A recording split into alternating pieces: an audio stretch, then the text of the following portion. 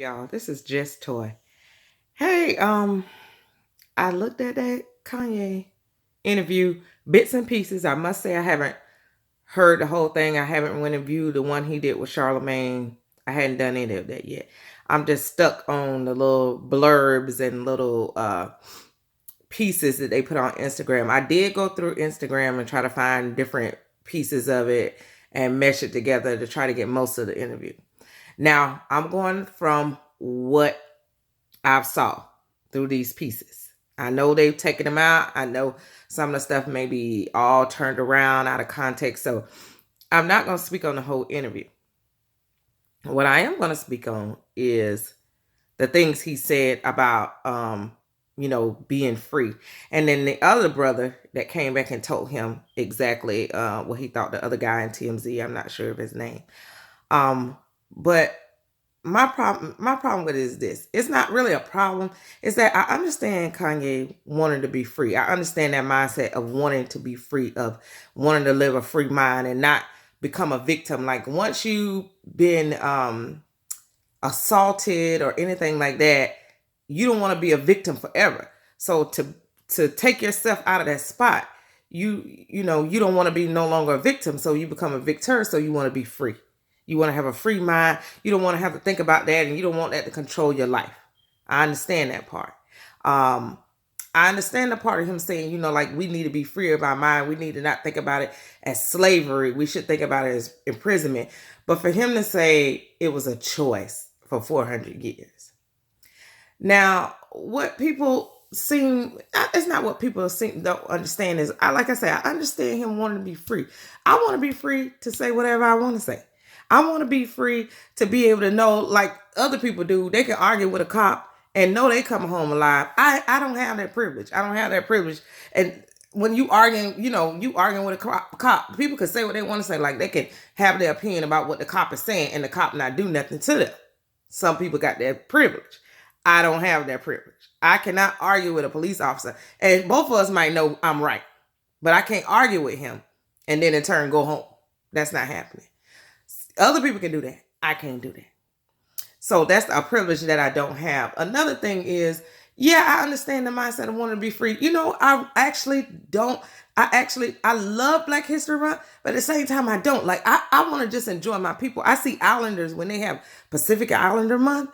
Man, they dancing. They got their tattoos. They got their little skirts on. Like, Islanders be getting it. And then we get to Black Saber Month, and it's we gotta always go to talk about slavery. I want us to talk about the good stuff we done, and we do talk about that now more.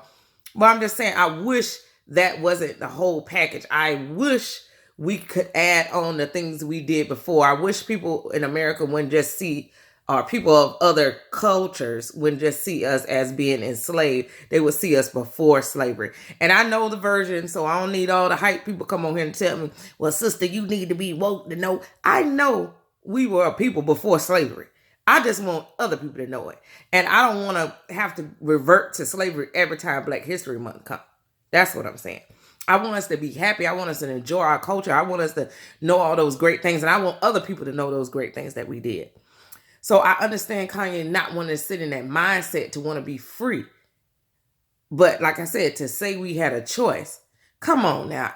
When I really, really started digging, and I lived in Europe for a couple of years, when I really started digging, I'm like, man, my first instinct was, when I got to Germany, you hear about the Holocaust, or you've read about it in school. So you want to know, what it's all about. So you're in this country and you start investigating. You start going to these Holocaust museums and stuff like that.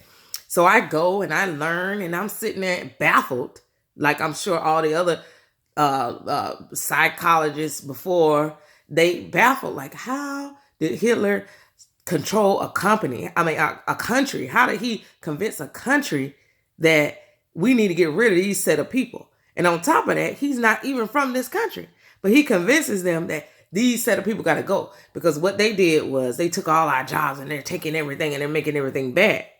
He convinced them of this. So I was baffled by this, and like I really dug into it. Like I really wanted to know. Like I watched documentaries and I read things about the Holocaust. Went to Holocaust museums. Like I really, really tried to do my research. I'm not saying I know everything about everything, but I know a little bit about a little bit.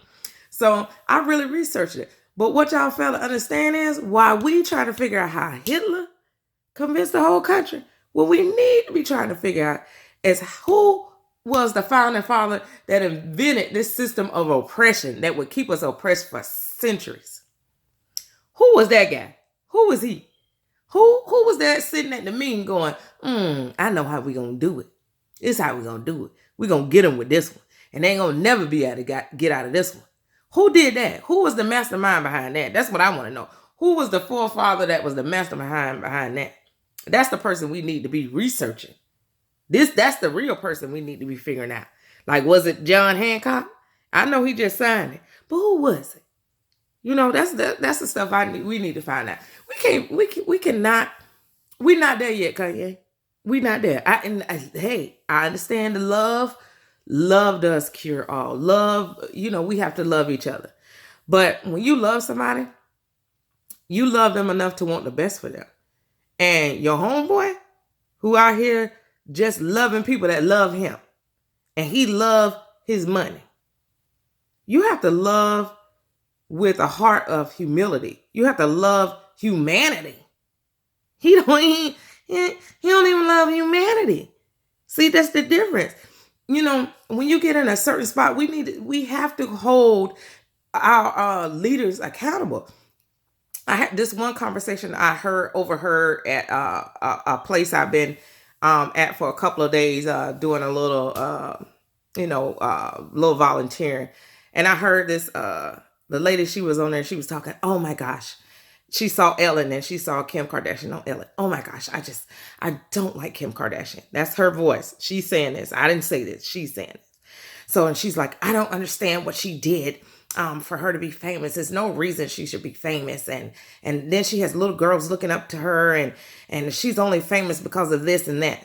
So I'm quiet. I'm not saying anything. Another lady goes in and says, oh, well, our kids shouldn't be looking up to these people anyway, because we have to do better as parents. We're their role models. We should be parenting them better, and we should be role models to them. So I sit and I listen and I don't respond. Everybody at this point is looking around and waiting for the next response. And they look at me and I just smile.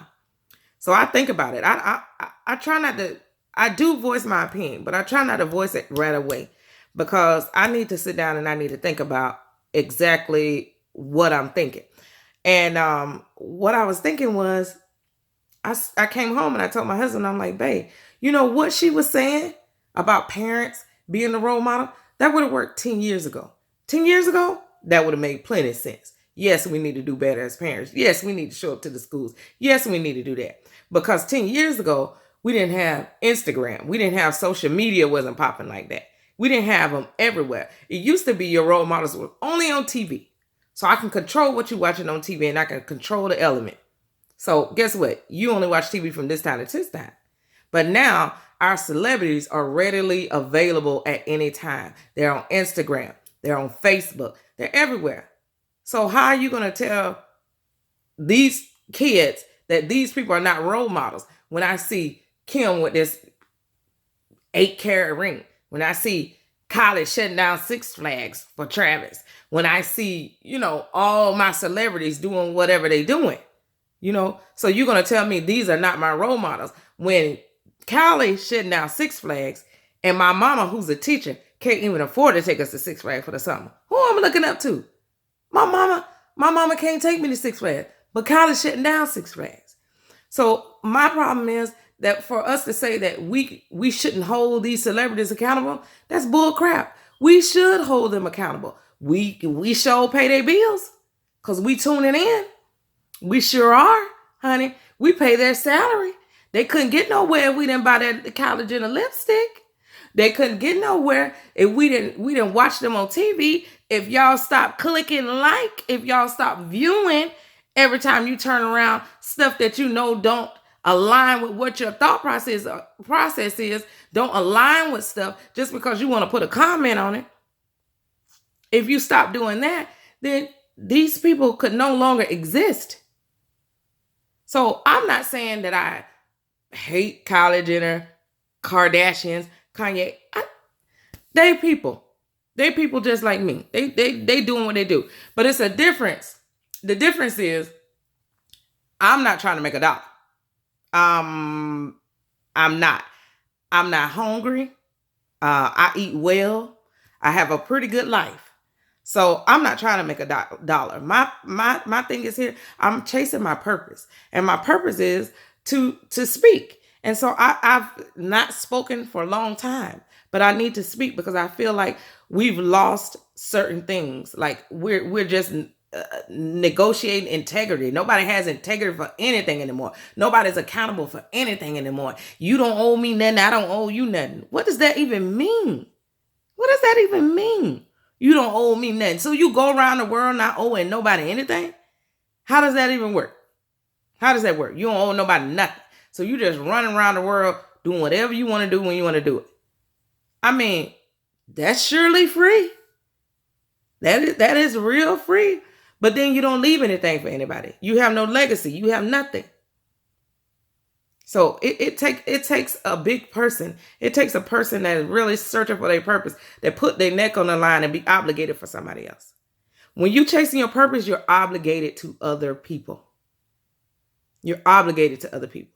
You are initially saying that, hey, I'm here for you and I'm going to look out for you and I'm going to make sure that you got somebody to look up to. I'm going to make sure my life is honorable or my life is at least decent. I'm not saying I'm perfect because I mess up all the time. Make no mistake.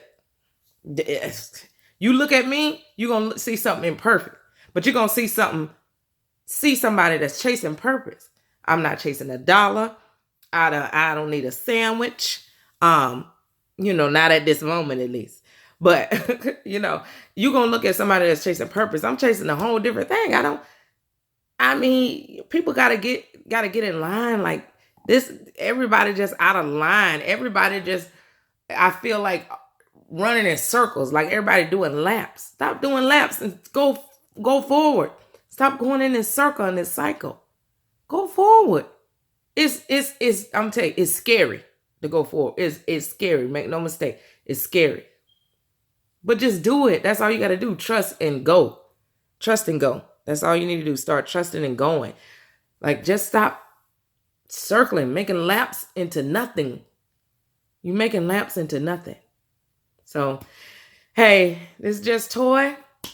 Yeah, I don't know what to say. I don't know. Like, I'm at a loss for words. I'm not at a loss for words because obviously I had plenty of words. But I just want us to do better. So, let's not talk about being great. Let's go be great. All right, y'all.